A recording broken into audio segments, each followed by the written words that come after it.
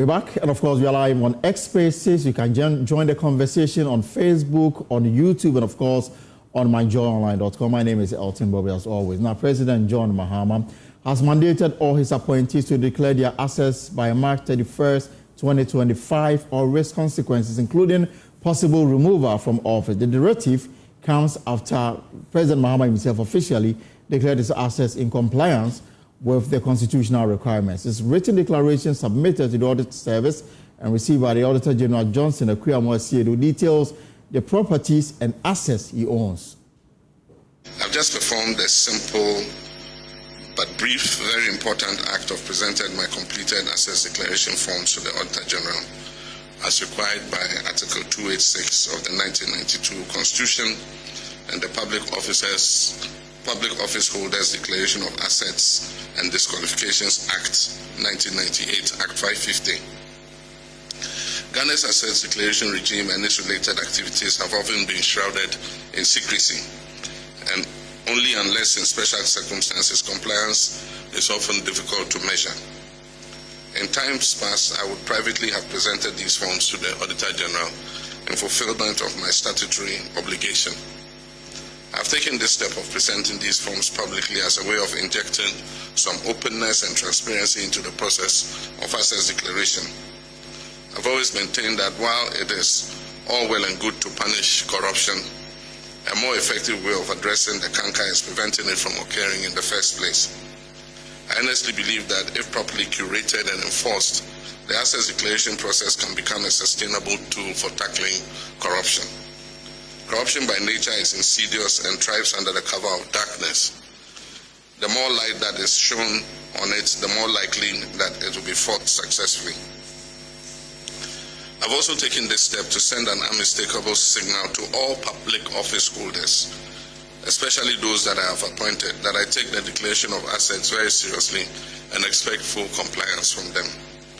I've asked the Chief of Staff to send word to all appointees to ensure that they declare their assets by the end of the first quarter of this year, that is by 31st March 2025. I wish to stress that any appointee failing to meet this deadline would face severe sanctions, not excluding removal from office. Even as we strive to hold past government officials accountable for their stewardship, I deem it even more imperative to enforce anti-corruption among our present public office holders. Charity, they say, begins at home. I'm therefore determined to take the necessary steps to ensure that we fight corruption vigorously so that the precious little resources that have been entrusted to us by the Ghanaian people are used only in their interest. There have been issues raised about the effectiveness of the current assets declaration regime. We must take advantage of the current constitution review process to strengthen the assets declaration regime to make it more relevant to changing times. I believe that we must move to a regime where the assets so declared can be published before and after public office, so that the phenomenon of unexplained and overnight wealth, obviously earned through the proceeds of corruption, can be checked. I trust that a healthy debate can be had over this issue and consensus built on the way forward, so that collectively we can defeat the unwholesome canker of corruption.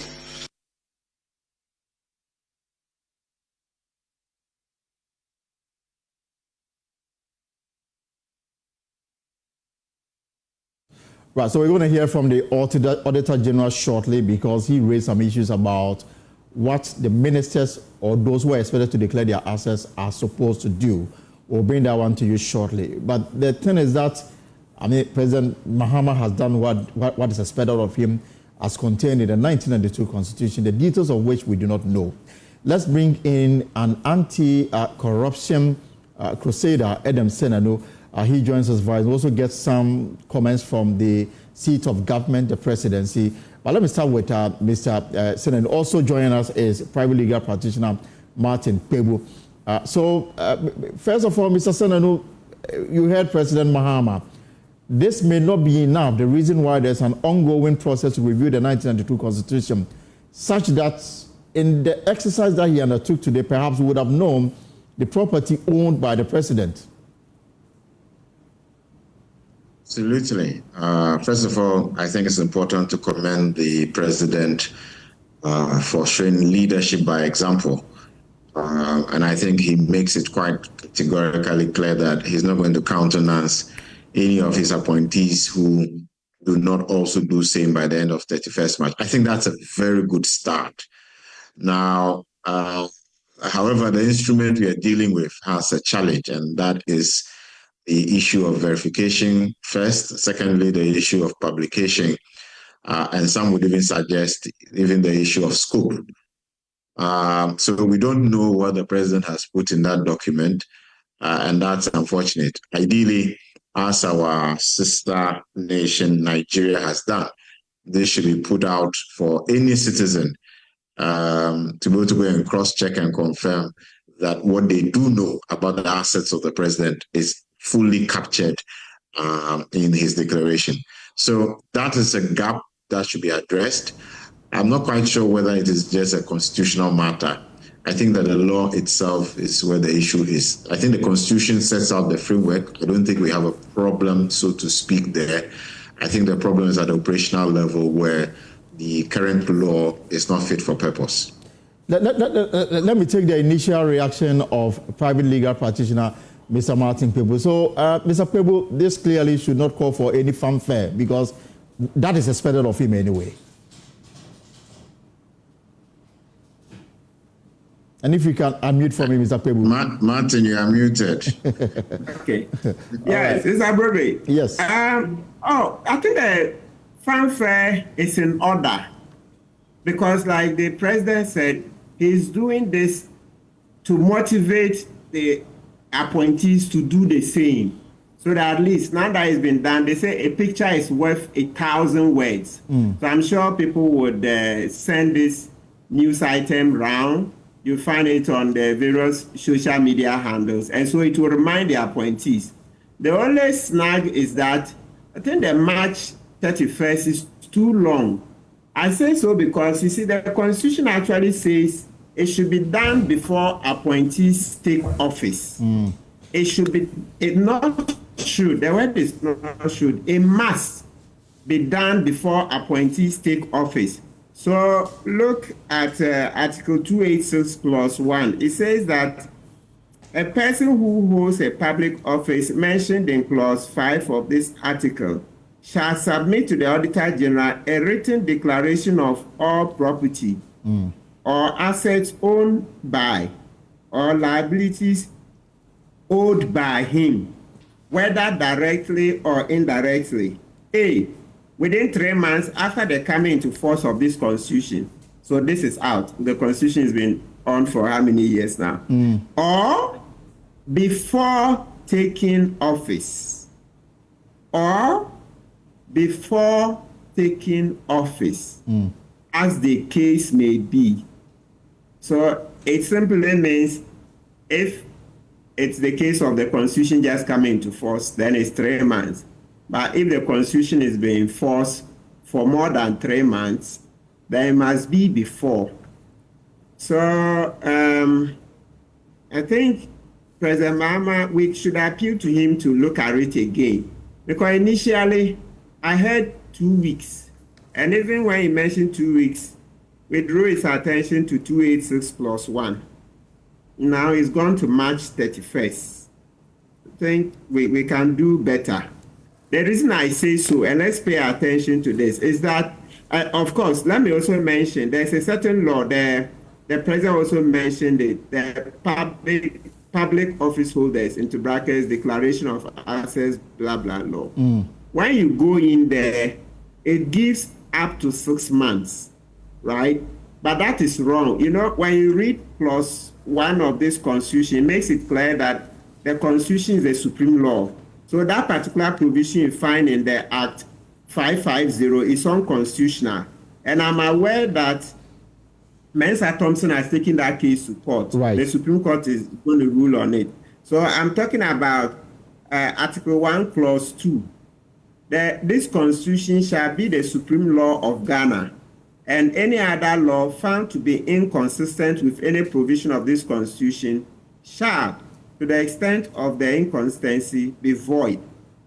So the March 31st is far. It's far. I think President Mahama can do something about it. March 31st is really far.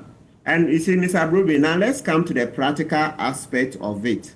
Why March 31st is not good enough. Look, Mr. Bruby, let's speak plainly. I always say we should speak plainly. If not, then we can forget about the fight against corruption. Look, plain truth is that when a minister takes office, the vendors, the big contractors who do the deals, they all line up and come to greet. So the deals begin. So look, speaking plainly, even at the time they come to greet, depending on which ministry, Charlie, there are deals. There are deals. March 31st, yeah, it looks like a joke. To be very, very honest with you, March 31st looks like a joke. Because by then, vendors would have come to see the ministers, deputies, etc. And so you can get extra money. And then the asset declaration form will be, let me call it bloated. Because, yeah, the minister is coming to office. Look, I'm telling you that even if a minister is in office 1 week, you know the deals that can be made in a week. You just look. Look, let me show you. In the ministry, you know that, okay, hopefully, just look at last year's budget. And look, okay, my ministry, let's say, got 100 million last year. How many went into procurements? Maybe if it's even 30 million. So if you like, you can even be conservative, maybe because of our IMF challenges. So perhaps this year, this ministry will not get 30 million, maybe we'll get 20. Yeah, based on 20, something. Oh, you can talk, so you can make some estimation. You get something. So straight. So the March 31st deadline is just too far. Oh, very far. It's impracticable. I mean, no. President Mahama should kindly look at it again. You see, right now he has a lot of goodwill. So let's do it right. And Mr. Broby, I want anybody else who gives an opinion on this matter, I want us to also consider critically this fact, and it's from practice. Look, let me tell you, even if for each of the ministerial positions, even if there were 30 people lobbying, I don't think each one of them you have 30. But let's look, even if you say 100, let's say 100 people are lobbying for that position. Let me show you this, Mr. Broby. The lobbying doesn't start overnight. Absolutely. Right.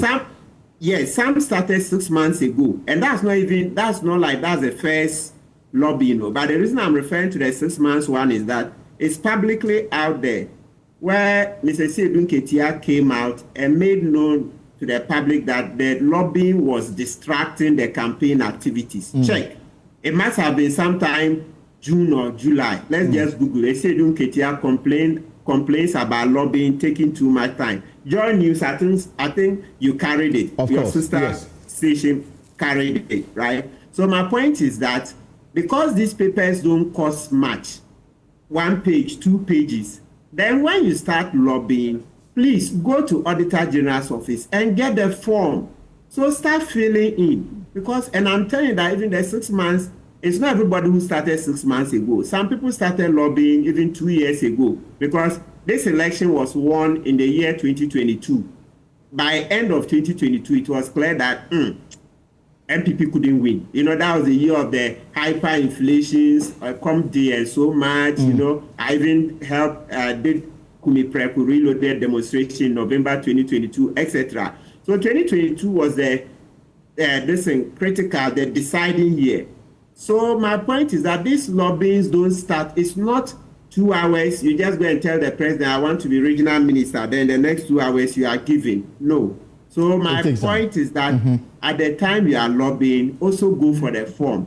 If, let's say, Auditor General is concerned that every lobbyist or every potential candidate has to come for the form, I don't see anything wrong if we start selling the forms for maybe 5 Ghana or 10 Ghana. But again, right? if the timelines is what is of essence to you, the lobbying obviously would take place at the time the party will still be campaigning for election to government. So I'm wondering how that become practicable. That is, if you want, because you may not be sure that you will be given the position you'll be lobbying for. But Mr. Pebu, just hold it there for me because I'll come to you for a response. Let me bring so we're saying every potential candidate should buy the form. I get you. Yes. I get you. I'll come back to you because the key matter here is that, I mean, it's been done. Everybody's going to do it by the end of 31st March. The question is, we don't even know the content of what they will be declaring. And so how do we even fight corruption if there's one to use? But let me bring in Shamima Muslim, his deputy government spokesperson. Shamima, it's a pleasure to have you here. First time speaking to you. So let me say Happy New Year to you and a pleasure to have you here on the show. Indeed, good afternoon and a pleasure to be on your program as well. Happy Great. New Year as well. Great. So the question is, why was the media invited to cover something that is constitutionally required of the president? Thank you once again. I think that the president himself made reference to the fact that this is something he would have done privately as he has done in the past.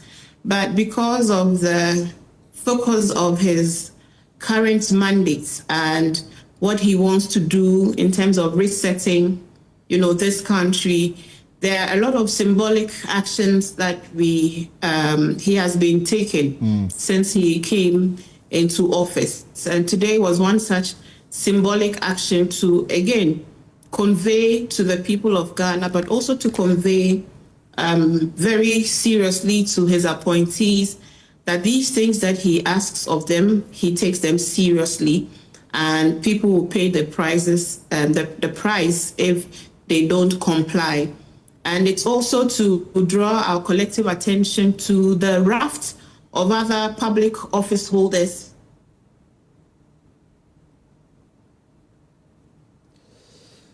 We appear to be losing Shamima there because of connection issues. Let's see if we can rectify that and bring her back on the show. But let me bring in Senanu whilst we work to re-establish connection to Shamima. So, Senanu, on TV we all saw it. We don't even know the content. The question is, the Auditor General says the only time he will invite those who will declare to come to his office will be when they refuse to fill certain spaces required of them. Now, if a minister or a government appointee is to submit or declare his assets and we don't know the content, perhaps the temptation is that a person who is bent on stealing may tell you that I owe this way in actual fact the person doesn't owe, with the hope that he will still to owe such property. So when the president called for a review or amendment to the law, it fits right in opening it up to the public, isn't it? That's a very critical aspect of improving what we already have, that we figure out how the verification is done. And indeed, he mentioned it, that the issue of verification was one that needs to be addressed. Perhaps I need to listen again to him because he seemed to have suggested that the constitutional review would help with that. Right. But in my mind, I don't see it as a constitutional review. I think the constitutional part of it is quite clear. It's the law itself that needs fixing. So law reform is potentially what we need to be looking at. And then the state can lead that process by engaging Parliament on that. So we don't really need a review of the Constitution to make it public? I don't think that this is one of the areas where the Constitution has a problem. I think the constitutional part is not the issue. The real issue is the operational law. So yes, the constitutional review has many other things that we can be looking at. I think that fundamentally, for this particular issue, is the law itself that needs fixing. But Mr. Pebu, do you share in the same narrative by Mr. Senanu, that we don't need a review of the Constitution? Mr. Senanu, I thought we were on the same campaign asking for the review. Because right now, and no constitutional review, we all I'm agree. extremely happy he has repeated. Yeah, and I'm happy President Mahama has repeated the promise that he wants to work towards publication and verification. Because if you go to Article 286, the circumstances under which the document can be opened are one, when a court of competent jurisdiction says so, or B, before a commission of inquiry appointed under Article 278, or C, before an investigator appointed by the Commissioner for Shrine. So apart from these circumstances, you can't get to know the contents. So we need to change the law. Maybe this perhaps it's mixed up with another. I know the provisions, the things we want, there are many. Maybe this one is mixed up with another. Because we need to change this law. Article 286 clause 3. We need to change it. It should be published. And let's quickly remind ourselves that in the revolutionary days, we're publishing. I have some of the forms here. If I'd had time, I would have pulled some out. Yes. So they were published at Assembly Press. So I'm talking about Rawlings regime, the PNDC era. We had the PNDC law that allowed publication. So today, even if you go to Assembly Press yourself, you can get some to buy, right? Yeah, so you will see Totobi Kwache, Mary Grant, Steve Obimpe, Rawlings himself, PV Obin, etc. I have some of them here. I wish I could, yes, I have some. I have some of them. So I think when the Constitution 1992 came into force, then because of this position. So a review is key in this. I defer to lawyer Martin Pebu. I think he's right. The Article 286 is limiting the circumstances under which you can open it. Right. Yes, absolutely right. Right. Yeah. So we've got Shamima back. The connection to her is now stable. So Shamima also asking, I mean, to what extent will this deepen government transparency, this single act by the president, to what extent will it deepen transparency in the Mahama administration?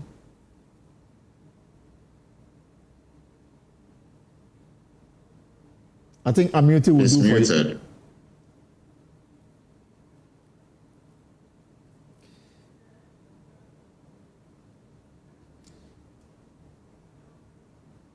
Okay, there we go. Yes, we can hear you loud and clear me? Now. Yes. Well, your line is breaking, but if you can hear me, I think the point I was just trying to make is that anyone who has been watching His Excellency John Dramani Mahama in this, his legacy mandate would agree largely to the fact that he's doing the right things in terms of the programs, policies, and the, symbolic actions that he's taking from, again, his own reference to the Constitution review and the committee that he has set to ensure that we are resetting on a solid foundation. That foundation is the 1992 Constitution of Ghana. And so I am happy to be part of a government that is taking all the right steps to reset this country. Will we get all the steps right all the time? I'm sure we may not get all the steps right all the time, but the intention is pure, and the actions being taken towards the fulfillment of the Ghana we want to build together are all indicative of leadership commitment. I'd also want to reiterate the fact that, of course, Martin Pebu says the 31st March deadline is too far. Well, we take that in good faith, but the announcement has been made. We expect all appointees to have filed their asset declaration forms by the end of 31st. In fact, the interesting thing I'm happy to announce is that many appointees already appointed have actually filed their asset declaration forms already. So this was just perhaps a warning to those who have not yet done it, and also to those who are still angling for positions. Let me also just add that it is not easy to assume or presume that you will get a position in government. I think that a campaign period, as everybody keeps telling and keeps sharing, is very difficult. It's very, very different from a governance period. Right. The dynamics of campaigning and lobbying are in sharp contrast to the realities that happen after a party comes into government. So it is not given that because you were angling for a position, you should, as a matter of course, start, counting your chicks before they are hatched. Right. Even though I appreciate the point, but I think that practically many people would rather not jinx themselves by, taking some of these steps to want to start. Yes, but Samima, just for a final question for you. If you are captured in this category, I'm wondering whether you've done yours already.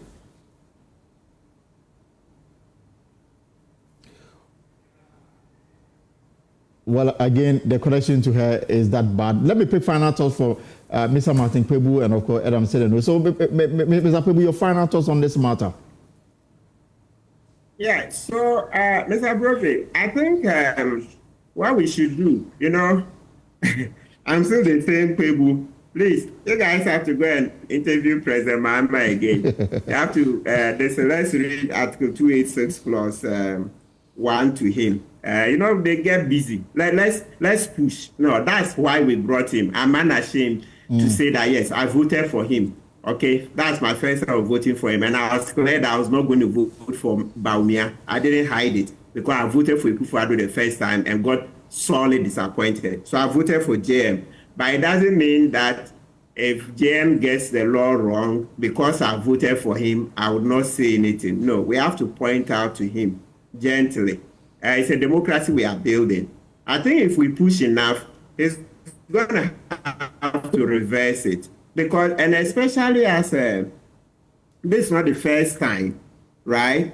So when I say this is not the first time we are doing this story, about, I remember also earlier in January, when the first batch of appointees were being sworn in, he gave them 2 weeks. Right. And Joy FM, I think we're even in Tamale. The order had gone to Tamale. So we granted interviews from Tamale, where we said, no, His Excellency should look at it. The law says before. So maybe they've forgotten. All we just need is go seek to interview him. Right. I'm sure now that we are talking, Shemima, even considering the position she occupies, maybe there is a way she can draw the attention of the more senior members and then to get to JM. But JFM, you can also ask to interview the president. That is what the Constitution says. Mr. President, should we be allowing this to go further and further? We are supporting him. We supported him to come, but it doesn't mean that we shouldn't point out the law. Thank you very much, Mr. Martin Kpebu, for your time. Let me bring in Shamima. We lost you again. I asked whether if you fall into this category, whether you've done yours. So what I wanted to also quickly add, I don't know if you can hear me, my line keeps tripping, is to say that there are people who are being appointed today. So those who are being appointed today, those who are appointed, who got their letters, 2 days ago, 3 days ago, do not fall within the remit of those who are expected to have done what they were supposed to do within 2 weeks. At the time that the president made that comment, everybody who was within that bracket, I can assure you that almost all of them have since filed their, asset declaration form. So that is what I would want to clarify. So I think by the end of March, the president envisages that he would have done a lot of his appointments. Right. And so people would have time to quickly just, go ahead and file their asset declaration form. And now I ask, if you are in this category, have you filed yours? In fact, mine is ready. I'm filing tomorrow. Great. Thank you very much. I'm a Muslim Deputy Head of Government Communication. Let me give Mr. Senanu the final word on this matter. Well, I think that it's good to be mindful of the Constitution.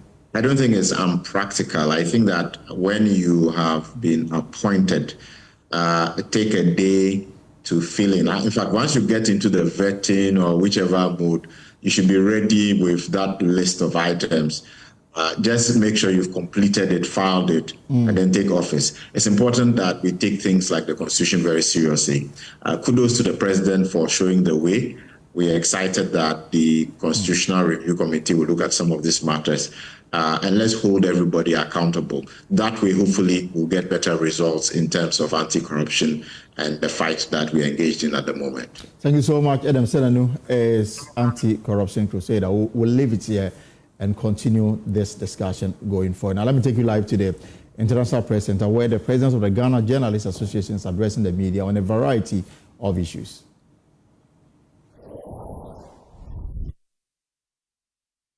The issues raised with him received prompt response and reaction from the police. Attacks against journalists. Colleagues, in our maiden press conference, we also addressed the barbaric attack on Ofori-Atta of the Multimedia Group Limited by a mob of illegal small-scale miners operating in the Offense Shelter Belt Forest Reserve. Ofori-Atta, while leading a joint news team to cover a police operation to clamp down on the activities of the illegal miners, was nearly killed by the mob. We also record how Erastus Asari Donko, another journalist of the Multimedia Group Limited, was brutally assaulted by small-scale miners last year. As we speak, 1 month after the attack on Ofori-Atta and 1 year after Erastus was brutally attacked, the police have not yet prosecuted the perpetrators to ensure justice for our injured colleagues. While grappling with the attack on Ofori-Atta as the first case of assault against journalists in 2025, the count became rapid when 6 journalists were assaulted within a space of 1 week in the month of February. 4 of the attacks occurred in Kumasi in the Ashanti region and 2 at Wale in the Northeast region. It is very sad to note that in the month of love, when people are demonstrating love to their dear ones with red gifts, our colleagues who were in the line of duty were made to see red blood as reward for serving Mother Ghana. It is also disheartening to note that just about 50 days into the second John Mahama administration, we have witnessed 7 cases of assault against journalists. And I stress on that it is also disheartening to know that just about 50 days into the second John Mahama administration, we have witnessed 7 cases of assault against journalists. This is unprecedented. Colleagues, in the Kumasi incident, the 4 journalists were assaulted on February 11, 2025, while covering the election of the Ashanti region representative on the Council of State. The election took place at the Regional Coordinating Council, the office of the regional minister, Ashanti regional minister, who is also the chairman of the Regional Security Council, in short, RECSEC. Strangely, some thugs managed to invade the premises to disrupt the election process and viciously assault the 4 journalists.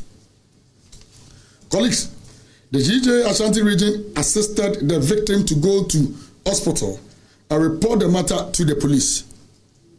Our intelligence suggests that the thugs and criminals who assaulted the journalists are supporters or sympathizers of the ruling National Democratic Congress, NDC. Unfortunately, no arrest or prosecution have been made. The mind-boggling question is, if RECSEC cannot provide security in its own backyard, how can it provide security elsewhere?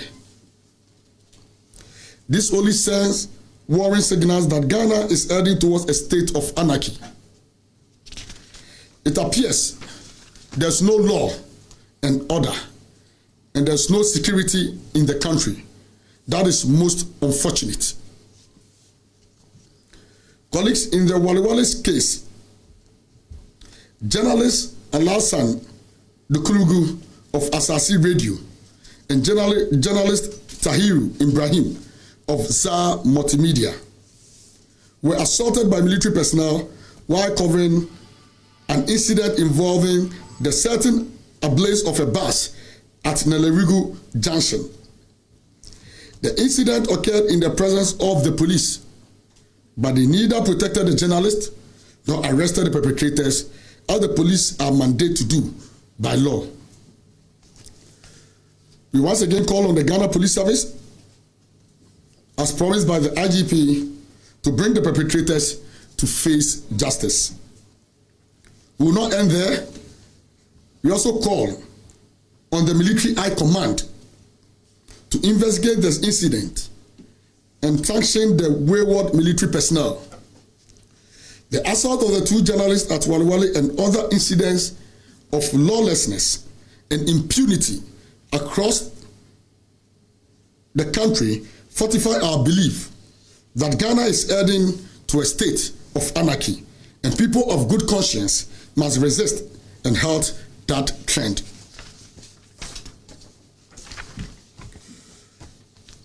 We also intend to petition the Military High Command over the Waliwali incident, since it involves a soldier.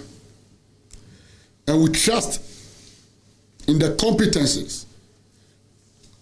We trust in the competence of General Thomas upon Pepper, the Chief of the Defense Staff, to do the needful to bring his boy to order.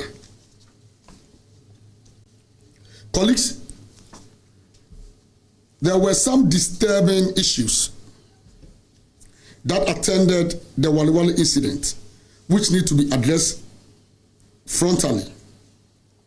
First, after the journalists had produced their ID cards to establish their identity, the soldiers allegedly asked why they, that's the journalists, were not wearing branded jackets.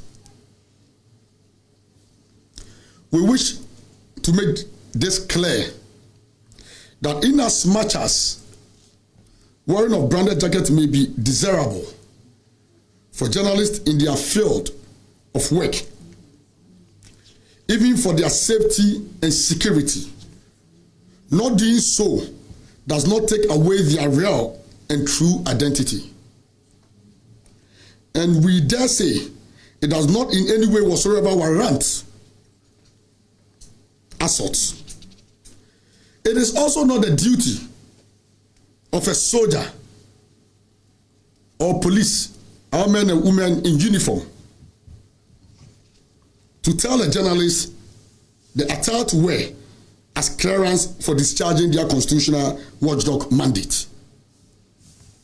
Their job is to protect journalists and civilians from harm, not to subject them to harm.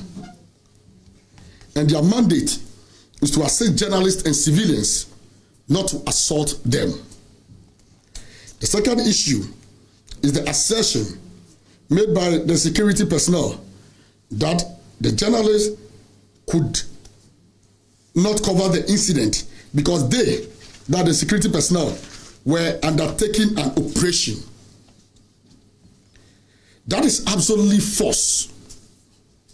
We are not aware of any law that shields security personnel from media scrutiny in the public space.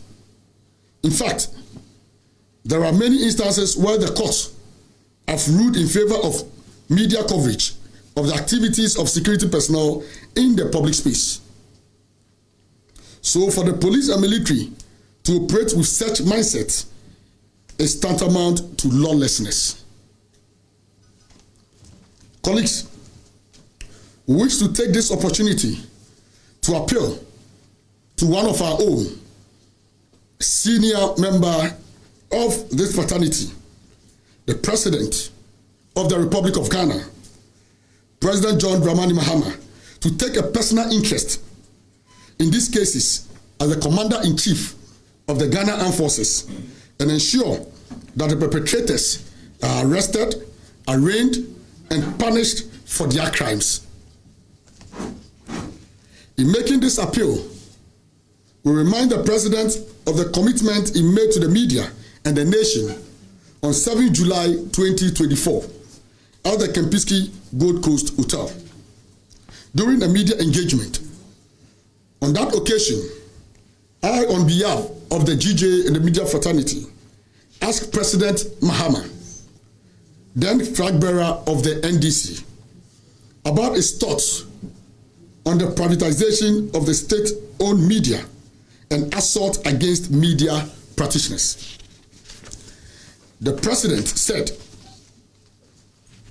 he was against, yes, the president said once again, he was against both instances and pledged to promote the interests of the media at all times.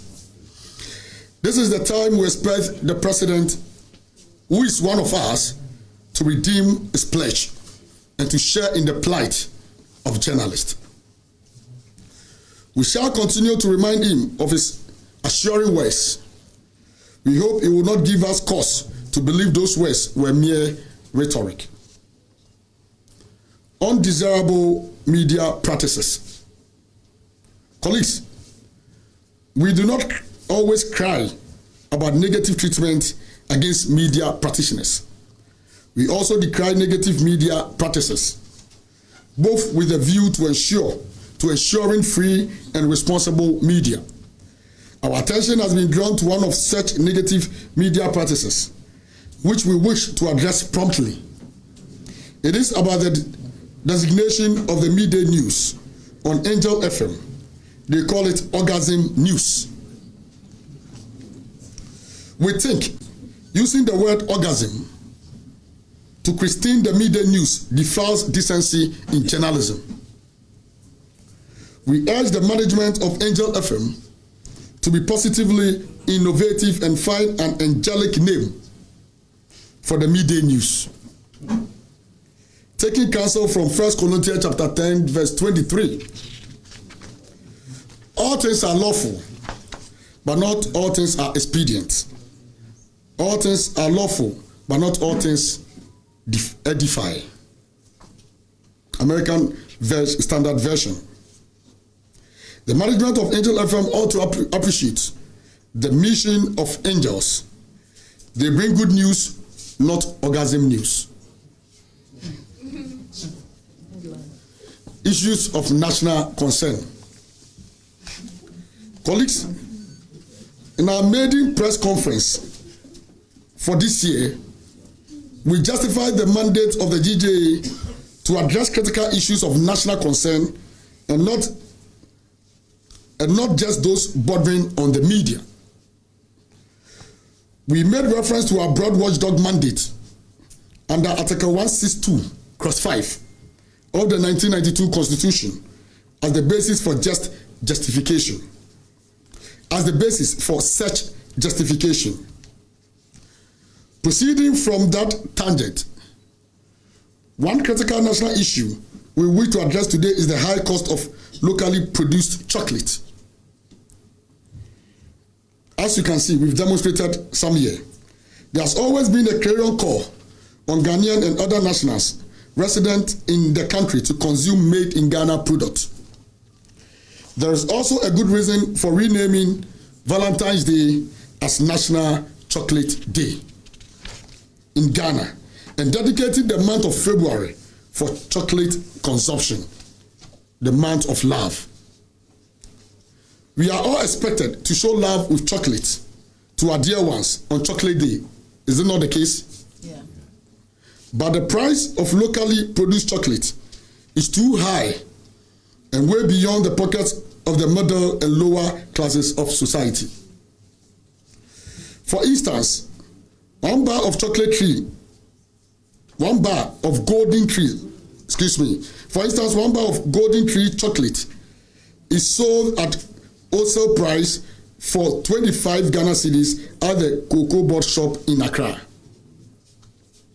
In other shops, the same bar of chocolate is sold at retail price for 30 Ghana cedis, while on the streets it is sold for 40 Ghana cedis.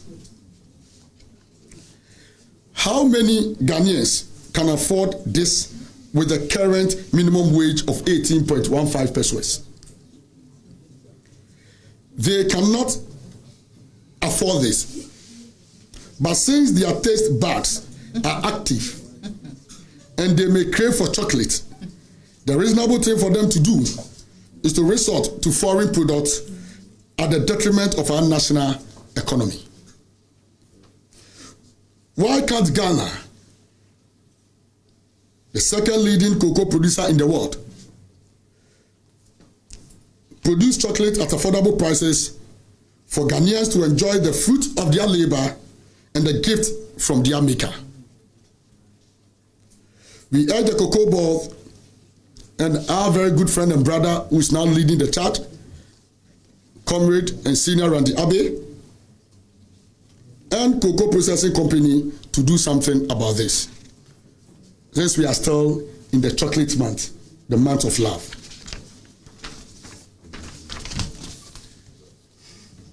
Long live press freedom in Ghana. Long live GJ. Long live Ghana. Thank you for your kind attention. Thank you, President. Thank you. Thank you very much, President of GJA, Mr. Abel-Jumfo. I think we got that message. We got that message right.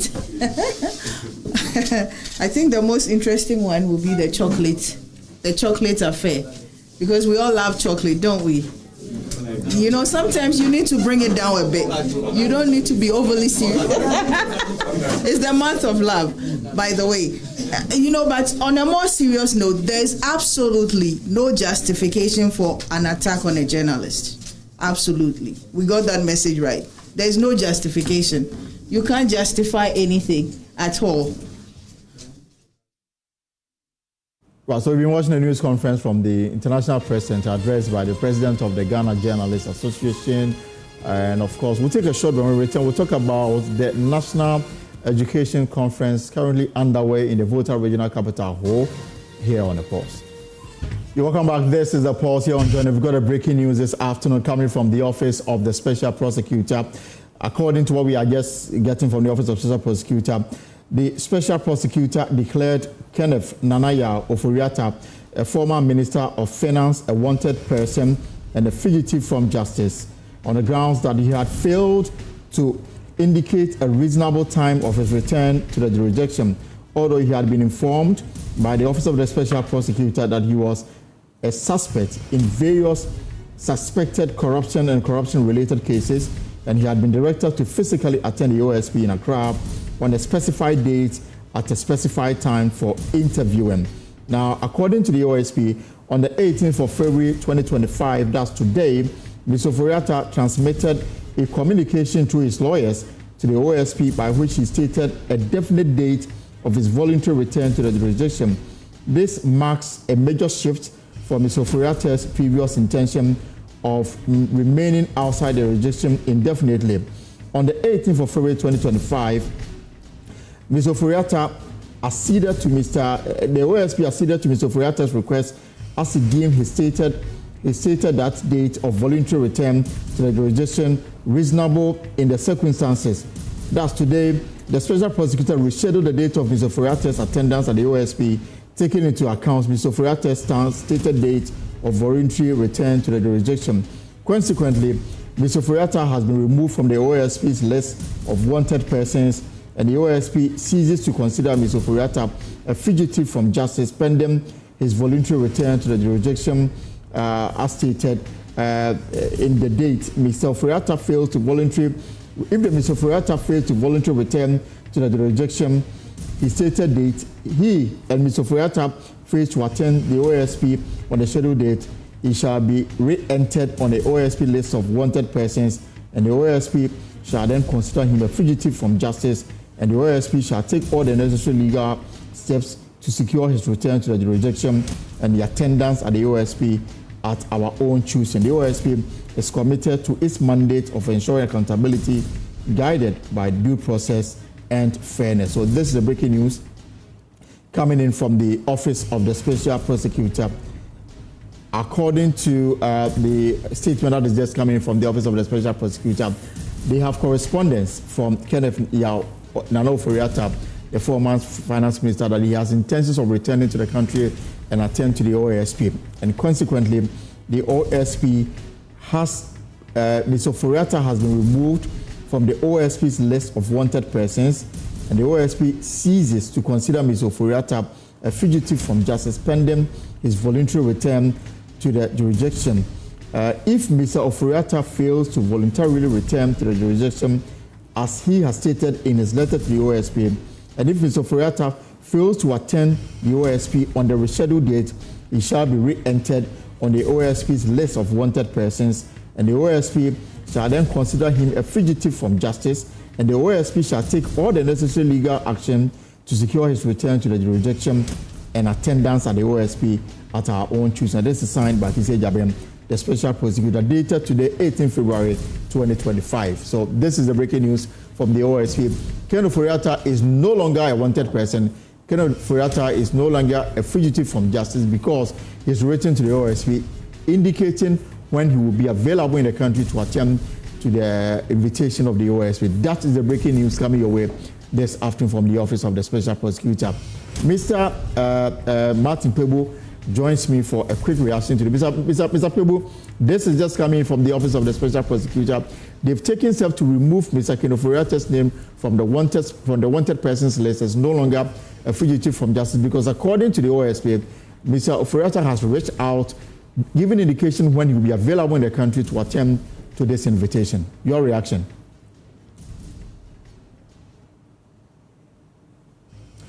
If you can unmute for me, Mr. Pebu. Yes. If you can unmute for me, Mr. Pebu. Yeah. Yes. Yes, I can hear you. Hello? Yes. Please go ahead. Yeah. Hello? Yes, please go ahead. Oh, so it's good. It's good that this matter. Hello? Yes, please go on. We can hear you, Mr. Pebu. We can hear you. Can you hear me? Yes, we can hear you. Yeah, it's good that this matter is being resolved this way. I'm sure we've all learned our lessons. So it's okay. It's a reasonable closure. It's okay. Yeah, it's okay. Even though the OSC doesn't state when Mr. Ofori-Atta will be back in the country, is it normal practice? So I'm coming to that next chapter. Perhaps we should come out with an ally on how that power is exercised, the procedure, etc. OSP will need that, okay? It also goes for the police service. They don't have regulations on how to exercise a discretion in matters like this. So we will need a lot of law reforms for both the OSP and the Ghana Police Service because currently the discretion is not properly regulated. You see, so what I mean is that once Ofori-Atta's lawyers wrote, etc., maybe we'll put in place rules that will say, instead of OSP coming out with a press conference, they will write to the lawyer that, listen, we are giving you 1 week to get in touch with your client to give us a specific date, failing which we'll take all the other necessary steps. You see, so we should learn a lot from what happened and come out with an ally in that area. The Ghana Police Service also needs it. And of course, IOCO, all of the security agencies, it will help us a lot. That's what I'll say. I've seen in the UK, they have allies on how to exercise the discretion on arrest, bail, etc. Ghana, we don't have those. I've mentioned it in the past that we need law reform to be able to help the police, OSP, IOCO, etc. on some of the ways they go about their work so that the exercise of the discretion to arrest or to declare somebody wanted does not cause a lot of hue and cry. But, you know, since the OSP took this action last week, I mean, opinions have been divided on the approach. Some say that looking at the caliber of person in question, I mean, declaring him wanted and a fugitive from justice was not the right way to go. I read an epistle from Mr. Martin Amido, the former OSP, yesterday, where he chastised the current OSP, the current SP, saying that the way and manner he went about, declaring Ken Ofori-Atta a wanted man was uncultured, if you like. I would not use the word uncultured. You see, Mr. Broderick, for me, I think in the heat of the furore, we told the OSP our opinions. So right now, I'm a bit reluctant to repeat. Actually, I'm exhausted. I've just come from court. So right.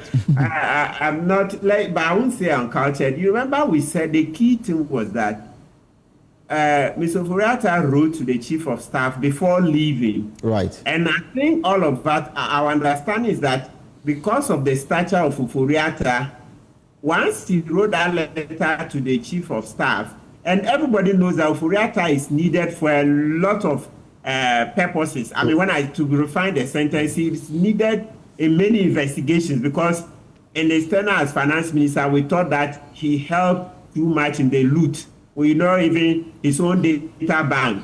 We borrow, then data bank makes money. We borrow, Ghana borrows, then data bank, a company he has quite a significant shareholding, makes money, etc. The SML deal. So food soldiers, everybody in Ghana knew that Ofori-Atta will have many questions to answer. So I think all of us, our understanding and expectation was that once the chief of staff, Mr. Deborah, received that letter, it would go to national security and especially OSP. So if Mr. Deborah's office didn't pass on the letter to national security and OSP, that's unfortunate. But I'm sure a lot of the arguments we are making are based on the fact that we all assume that Mr. Julius Deborah will send a letter around because Ofori-Atta is public enemy number one. It's not hidden. Me, I've been looking forward to the day he would answer for all of this.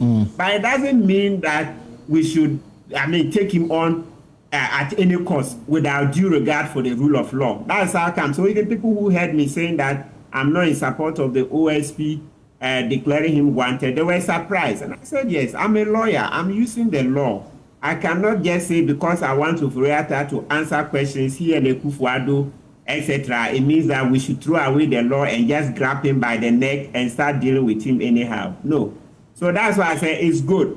So we also want to respectfully draw the chief of staff, Mr. Deborah's attention that if he didn't send a letter to national security and OSP, please, next time he should do so because I think we could have avoided this situation because it doesn't appear Kispi was aware of that letter. My final question, Mr. Martin, quick before I let you go because you are tired, obviously. I'm tired. I'm from court. Exactly. But my final question, can this be situated in an arena where it makes suggestive of an office, that's the OSP, doing its work, regardless of who is the target? Because when this matter first came last week, a lot of media commentary, some suggesting that the OSP is on a personal vendetta. Now, there's been a development where the OSP has taken a backseat to say that I'm giving you this room to do what is right, failure upon which I will escalate the matter. Can this be situated in a proper context to say that OSP is simply doing its work and doesn't matter who it affects? No, it cannot. It cannot. You see, there is no, even the constitutional bodies in the Constitution, it says that even for independent constitutional bodies, when they get it wrong, a court of law can make orders directing them, etc. And even apart from the Constitution belongs to us, the people of Ghana. One way, we will still use public opinion to guide independent constitutional bodies and other statutory bodies. So public opinion is very, very important.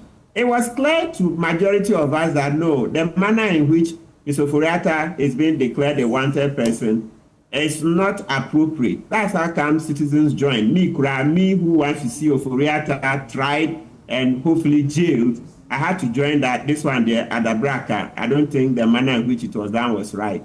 So what I'm saying is that, Mr. Broby, it's not law and also it's not democracy that will just keep quiet and then OSP will do anything it likes. No, that's not democracy. Okay. Always public opinion will have to guide OSP. It's not every time that we may also get it right as a public. But in a democracy, you can't just continue working as institutions or as president, etc., without gauging public opinion. It's very important because democracy is wisdom of the crowd. Right. Democracy is wisdom of the crowd. We'll leave it here. Let me allow you some rest. Martin Pebu is a private legal practitioner. And the breaking news this afternoon is that the OSP has updated its wanted persons list. The statement that just came through a few minutes ago. According to the Special Prosecutor Kisia Jabem, today, 18 February 2025, former Finance Minister Ken Ofori-Atta transmitted a communication through his lawyers to the OSP by which he stated a definite date of his voluntary return to the jurisdiction, that's Ghana. This marks a major shift from Mr. Ofori-Atta's previous intention of remaining outside the jurisdiction. This is the step the OSP has taken. Mr. Ofori-Atta's name has been removed from the OSP's list of wanted persons, and the OSP ceases to consider Mr. Ofori-Atta a fugitive from justice pending his voluntary return to the jurisdiction, as he has stated in his communication to the OSP. Mr. Ofori-Atta, if he fails to voluntarily return to the jurisdiction, as he has stated, and if Mr. Ofori-Atta fails to attend the OSP on the rescheduled date, he shall be re-entered on the OSP's list of wanted persons, and the OSP shall then consider him a fugitive from justice, and the OSP shall take all necessary legal action to secure his return to the jurisdiction and attendance at the OSP at our own choosing. The OSP is committed to the mandate of ensuring accountability guided by due process and fairness. Signed by Kisia Jabem, the Special Prosecutor, dated today, 18 February 2025. This is the post. Well, let's turn our attention to one of our stories we're following for you this afternoon. The first ever National Education Conference is currently underway in the Volta Regional Capital Hall. President John Mahama has assured participants of the National Education Forum that their recommendations will be implemented and not left to gather dust. Speaking at the forum launch in Ho, the Volta Regional Capital, he stated that clear timelines will be set to guide the execution of the proposed reforms. Ahead of the 2024 election, President Mahama committed to transforming Ghana's education sector, citing numerous challenges affecting its effectiveness. Shortly after taking office, he reiterated his decision and dedication to comprehensively reform across all levels of education, from kindergarten to tertiary, including vocational and technical training. So today we begin an important journey of consensus building on an important sector, and that is education. For many years, we've watched the standards of our education suffer significant decline, and we have individually and collectively expressed our various views on how we believe the problems bedeviling the education sector can be addressed. What we have, however, lacked has been a unified platform on which the various shades of opinion and perspectives can be put into a melting pot and distilled to yield the most optimal outcomes for our children.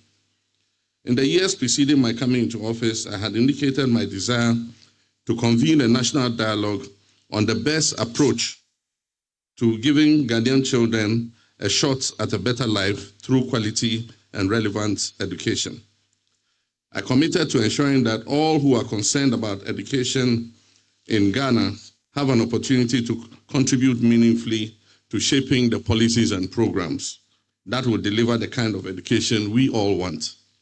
I'm gratified that this has become a reality, and I stand before you today to officially open the National Education Consultative Forum with great pleasure and a deep sense of purpose. This moment marks a significant step in fulfilling one of the commitments of our 120-day social contract with the good people of Ghana, a commitment to build consensus on the urgent and necessary reforms needed to reset our education sector. Education is not just a tool for personal development, it is the bedrock upon which the progress and prosperity of any nation rests.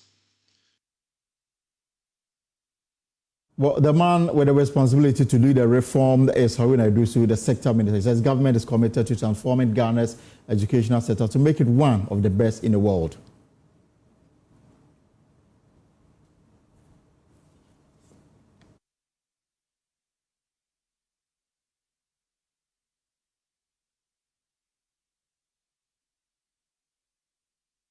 Well, we'll bring that to you later on. We hear from the education minister. We have more analysis on this matter. But let's get to understand how others make of this proposed this conference that is underway in the Volta Regional Capital Hall.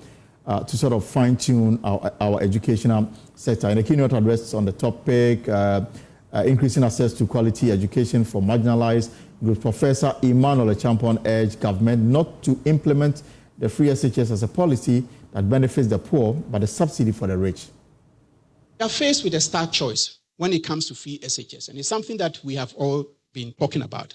How do we continue with the free SHS policy whilst ensuring that it is pro-poor, financially sustainable, and gives us value for money in terms of productive skills for work and further training? Let me share just 3 brief points from an excellent thesis that one of my students has just produced. When I asked her to look at the free HSS and its implementation, just briefly. One is that first, students and their parents are still incurring significant costs under the free HSS. Okay? I think this is very important to recognize that. Despite the complete removal of school fees, households continue to make large out-of-pocket payments for education, notably for food and lodging expenses. Second, free SHS may satisfy the principle of equality of access, but it is failing the principle of equitable access to quality. Why? Because of inequitable access to resources, infrastructure, teaching and learning materials. I'll bring in a former Deputy Minister for Education shortly, but let's listen to President Mahama as he extended an apology to the Catholic Bishops' Conference and the Peace Council and the others who were omitted in the invitation. But first, let me express my sincerest apologies on behalf of the Planning Committee of the Forum to our stakeholders of the faith-based organizations for the unpardonable omission committed in your delayed invitation to this forum. I am aware that the omission was very speedily remedied, but you still deserve an unqualified apology for this oversight. And since you are the purveyors of God's mercy on earth, I'm sure that you are forgiving us.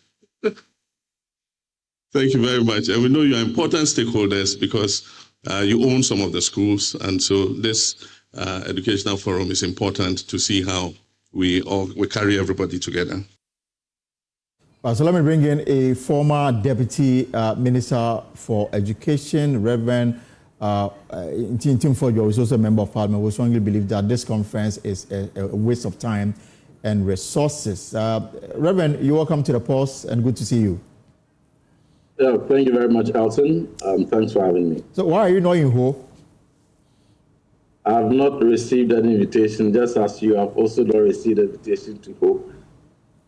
It's interesting that a forum of this nature is taking place and a key partner as the minority and somebody who has had, a relationship with the ministry will be left out. Do you consider it an oversight or they simply don't need you? The Catholic bishops had to, get up in arms before they will be recognized as important stakeholders to be called. The Christian Council and a few other very notable stakeholders had to literally, draw the alarm and beat drums before they could find that it was useful for them to be invited. So it's not surprising at all. And you've described the ongoing program as a waste of resources and time. Why so? Elton, let's put this in perspective. So a National Education Forum is to be held. I am not against the principle of stakeholder consultation because throughout our 8-year period in government, we did every year, we set aside 1 week for National Education Week. In every November, we set aside 1 week where key stakeholders, broad-based, different sets of opinion from faith-based organizations, Catholic Bishop Conference, Christian Council, the Methodist Church, Presbyterian Church, and all other faith-based organizations that are playing very key roles in education. Development partners, local, international, CSOs, organized labor, parents, students, educationists, and education practitioners. Key of them were all put together every year to review programs and policies, key policies of the ministry and agencies comprehensive criticism were received, very comprehensive papers were presented to point us where we are doing well, where we ought to pay attention. In all of these, we obtained credible feedback for policy making and for continuous improvement in our policies. But it is instructive to note that the main reason why the stakeholder conference is being called, we are told, one, is for them to produce an education policy for the country. Is that correct? Right. Yes, Elton. 2018, a broader consultative assembly constituted in this country, which even had a broader array of stakeholders, even much broader than what has been assembled in whole. About 80% or 90% of the key stakeholders in whole were part of this process. That stakeholder consultation culminated in what we call the Education Strategic Plan. Right. That is to span from 2018 to 2030, and that aligned with SDGs. So it was to span from 2018 to 2030 to ensure that every aspect of our education system, from kindergarten all the way through primary, JHS, TVET, SHS, and tertiary, were all aligned. So broad policy guidelines were set in place. You find STEM in there, you find TVET, you find curriculum, you find innovative pedagogies, you find play-based pedagogies. So you find the aspirations of this country for expanding access to tertiary education, improving quality, where we wanted to get to actual measurable targets were set, medium term and a long term.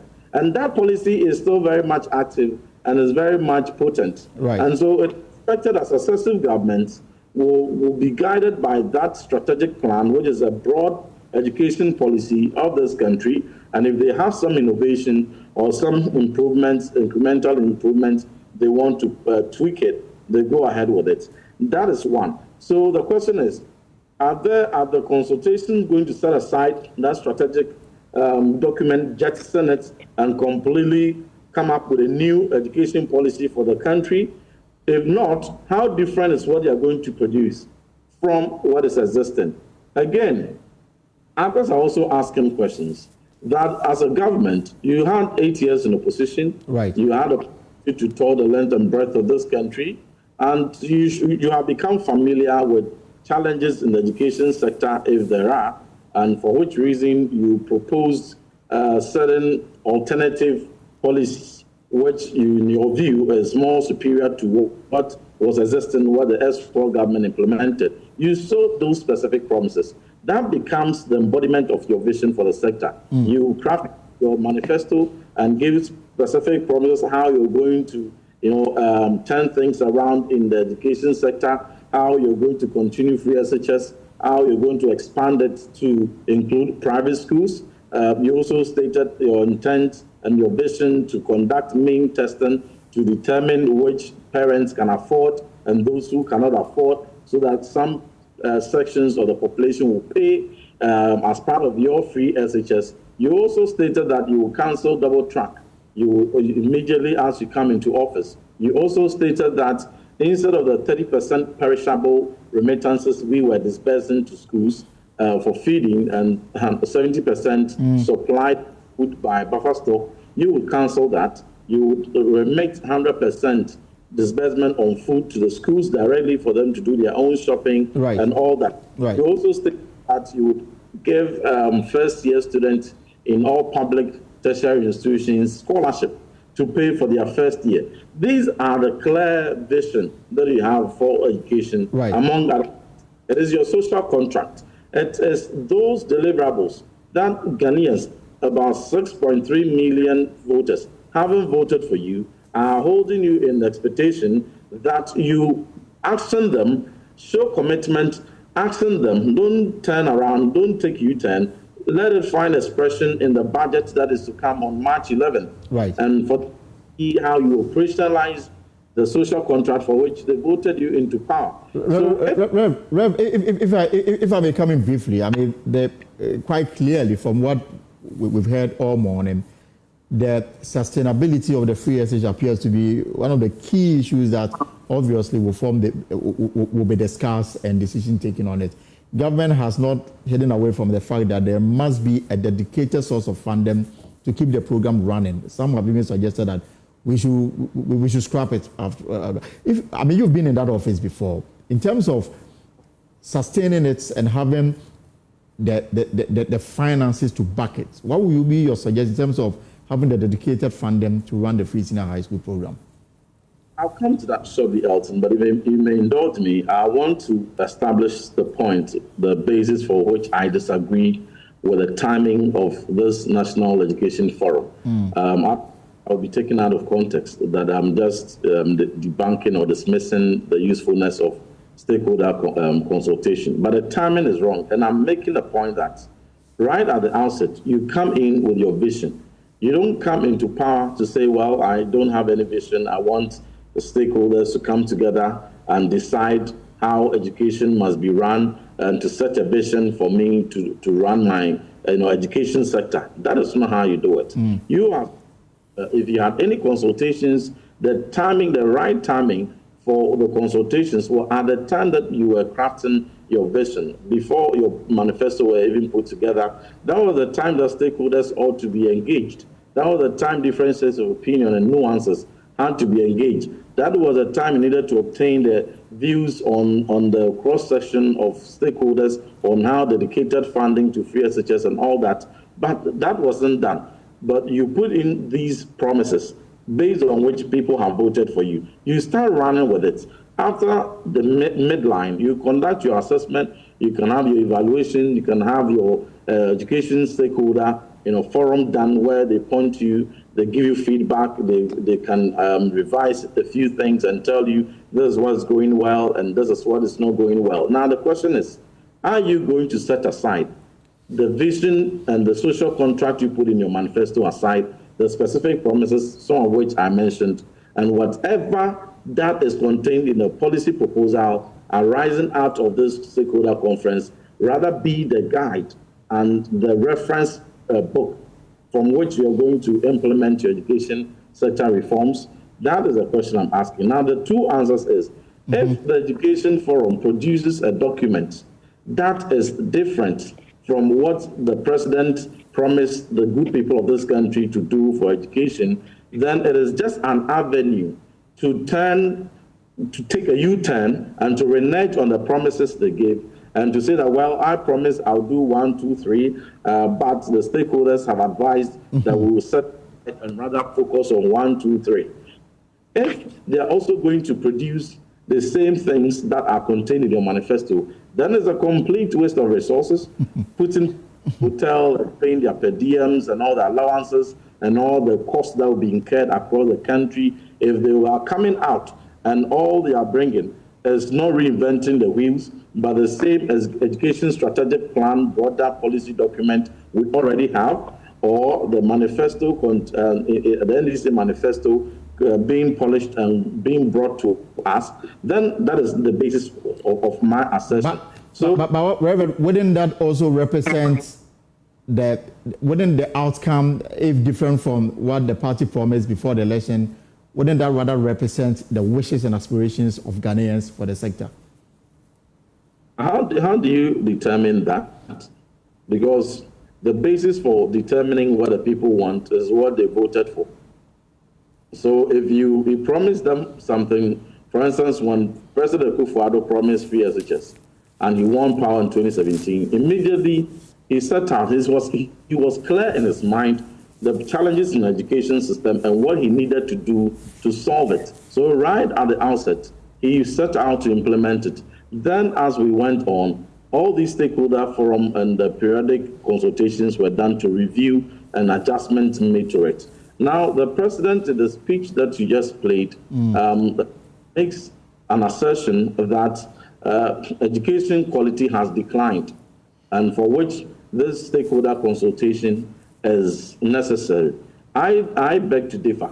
Based on empirical data available, our education outcomes are rather improving in any indicator that you use to measure. In 2015, for instance, when the early grade reading assessment was done, on P2 learners across the country, only 2% of peoples in this country in 2015 were able to read. Only 2%. Right. That is how terrible our education outcomes at the basic was. Now, fast forward to 2023, when we conducted the national standardized test for P2, we are seeing reading improvement from 2% in 2015 among peoples in basic 2 to 30%, from 2% to 38%. Impressive. So on 4, is he asserting? On which data is he asserting that education quality is declining? If you are to come to the secondary, and if you are to use WAEC report as basis to measure education, and here WAEC report is one credible, among other things, one credible principal reference point in describing or diagnosing the quality or otherwise of an education system. Consistently from 2020, since the first batch of free SHS graduated, we have had consistently sterling performances, outperforming every other performance we had from 20 downwards. Okay. For the first two free SHS graduates to break the challenge of less than 50% of people of WASI, candidates securing A1 to C6 in all the 4 core subjects. Okay. It took the intervention of free SHS to improve quality to a point where now from 28% of people passing mathematics, it has jumped to about 68%, 67% in some cases.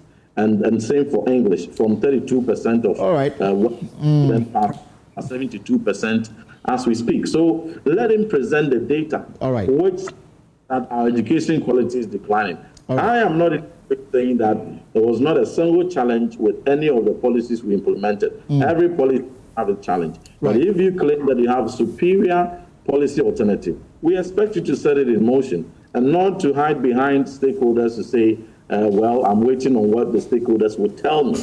A superior vision is your vision. You set it in motion and they help you. But if governance is, well, let me go and make some promises to people, and then when I win power, I'll assemble stakeholders to tell me what to do.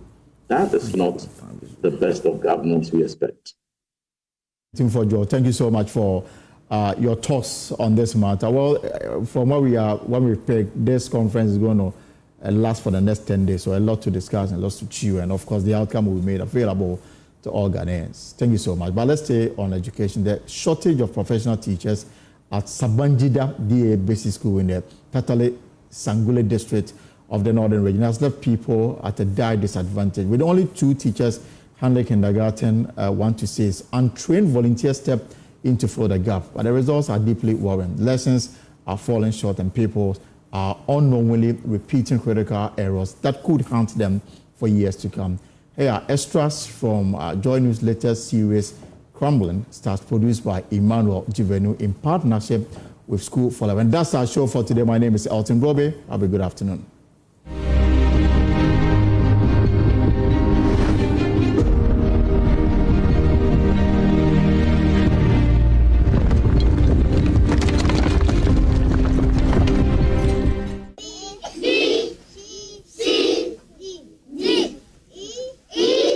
For pupils of Sambonjida DA Basic School, having a teacher is a privilege.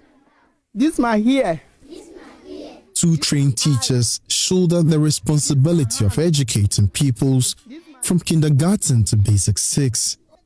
Volunteers like Thomas, a senior high school graduate, step in to assist, but the results are troubling.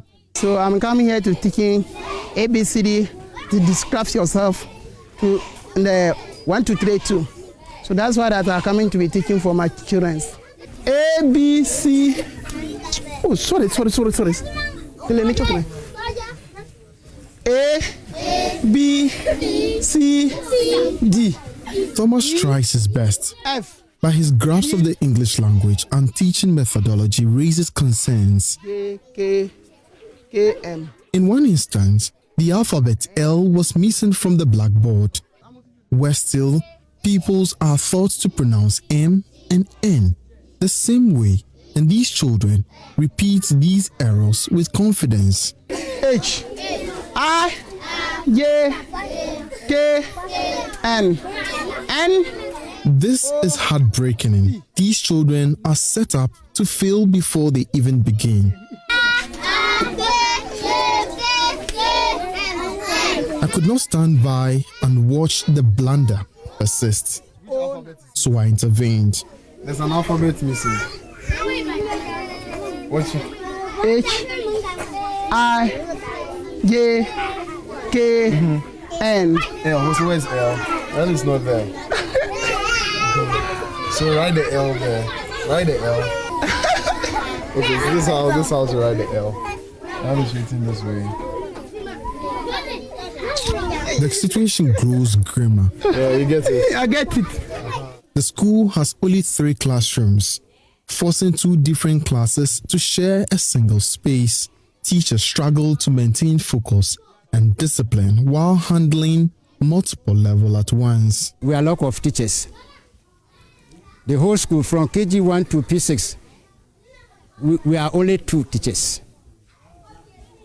Imagine, if you compare with me, the KG2 to P6, 2 teachers taking from KG2 to P6 is a burden to the teachers.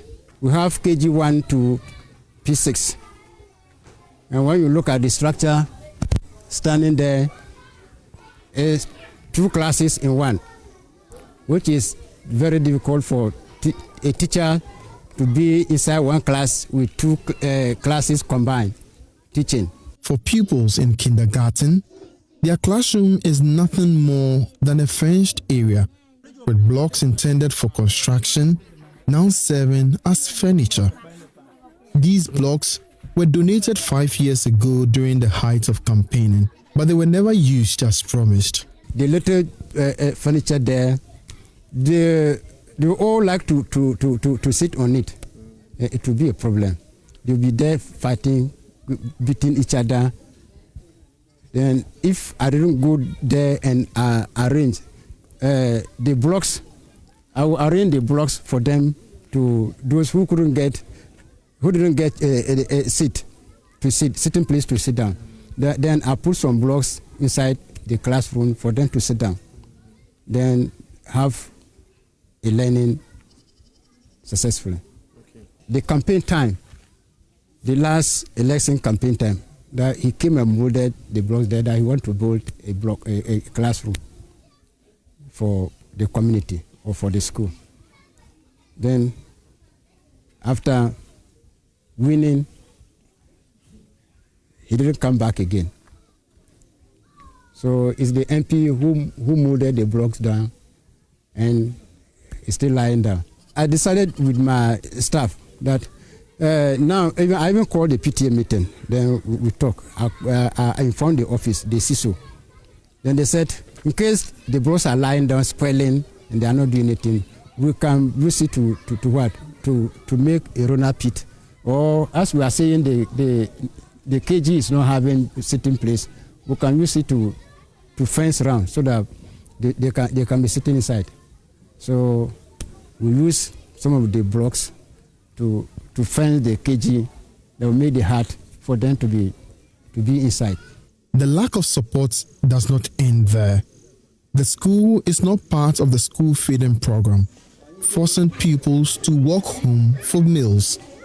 Many do not return, further disrupting their education. Our school feeding, we have written a letter. I've come to the head teacher. We have written a letter a lot to the district director, but no help, no voice coming out for us to help.